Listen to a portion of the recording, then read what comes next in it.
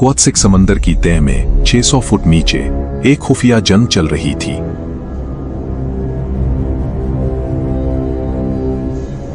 ये लोग खजाना नहीं ढूंढ रहे थे, ये सोवियत यूनियन के सबसे खुफिया राज चराने आए थे।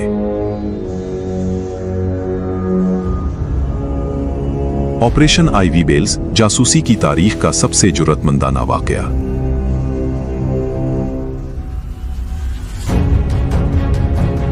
साल 1970 अमरीकी खुफिया एजेंसी CIA को पता चला कि सोवियत बहरिया की तमाम खुफिया तरसील एक ज़ेरे समंदर केबल से गुजरती है। ये केबल साइबेरिया के साहिल से गुजरती थी, सोवियत फौजी हुदूद के अंदर बज़ाहिर नाकाबिले रसाई।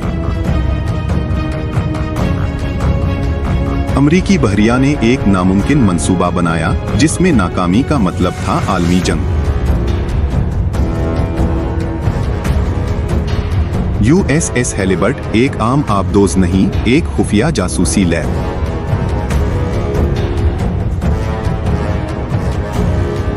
इसमें गोताखोरों के लिए खुसूसी सैचुरेशन चेंबर था, जहां वो हफ्तों ज़ेरे आब रह सकते थे। 600 फुट की गहराई में पानी का दबाव इतना शदीद था कि आम हवा सांस लेने के काबिल नहीं रहती। गोताखोर हेलियम और ऑक्सीजन का मुरक्कब इस्तेमाल करते थे। केबल को ढूंढना भी एक मोजिज़ा था। समंदर की तह में एक छोटी तार की तलाश, बगैर सोवियत रेडार को अलर्ट किए। जब गोताखोर ने केबल को हाथ लगाया तो उन्हें मालूम नहीं था कि तारीख बदल रही है। अमरीकी इंजीनियरों ने एक अनोखा आला बनाया, 5 टन वजनी रिकॉर्डिंग पूड, जो केबल को काटे बगैर सिर्फ लिपटकर उसकी तरसील कॉपी कर सकता था। इलेक्ट्रोमैग्नेटिक इंडक्शन, केबल की बैरूनी तह को छुए बगैर अंदर के सिग्नल को सुनना मुमकिन हो गया। ये एक इनकलाबी टेक्नोलॉजी थी। गोताखोरों ने सर्द, तारीक पानी में हाथों से उस 5 टन के आले को केबल से जोड़ा। एक गलती और सब खत्म। पूड फाल हो गया, रिकॉर्डिंग शुरू। सोवियत यूनियन को खबर तक नहीं थी।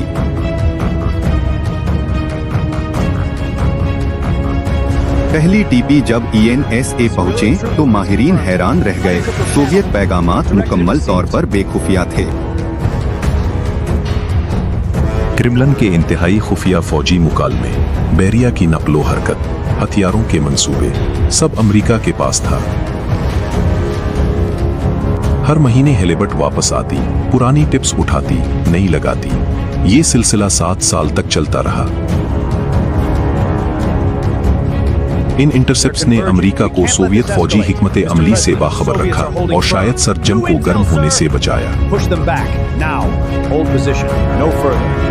साल 1980 NSA तज्जियाकार रोनाल्ड पिल्टन कर्जों में डूबा क्रेमलिन को फोन करता है। सिर्फ $35,000 के बदले पिल्टन ने ऑपरेशन आईवी बेल्स का सारा राज KGB को बेच दिया। सोवियत बहरिया ने फौरी ऑपरेशन शुरू किया और अमरीकी पोर्ट को समंदर की तह से निकाल लिया।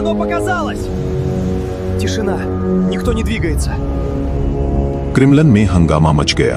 7 साल तक उन्होंने जो सोचा महफूज है, वो अमरीका सुन रहा था। रोनाल्ड पिल्टन को 1986 में गिरफ्तार किया गया। 3 उम्र कैद की सजाएं, एक गद्दार का अंजाम। वो 5 टन का पुड आज भी मॉस्को के एक म्यूजियम में रखा है, जासूसी की जंग का एक यादगार निशान।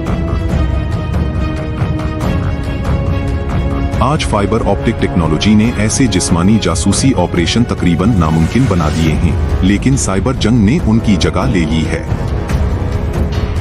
उन गुमनाम गोताखोरों ने, जिनके नाम आज भी खुफिया हैं, तारीख का रुख मोड़ दिया।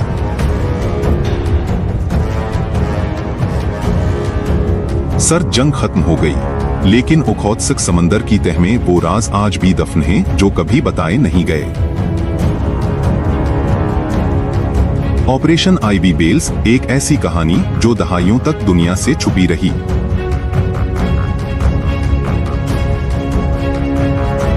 अगर आपको ये कहानी पसंद आई तो लाइक करें, चैनल को सब्सक्राइब करें, क्योंकि तारीख के सियाह राज अभी भी बाकी हैं।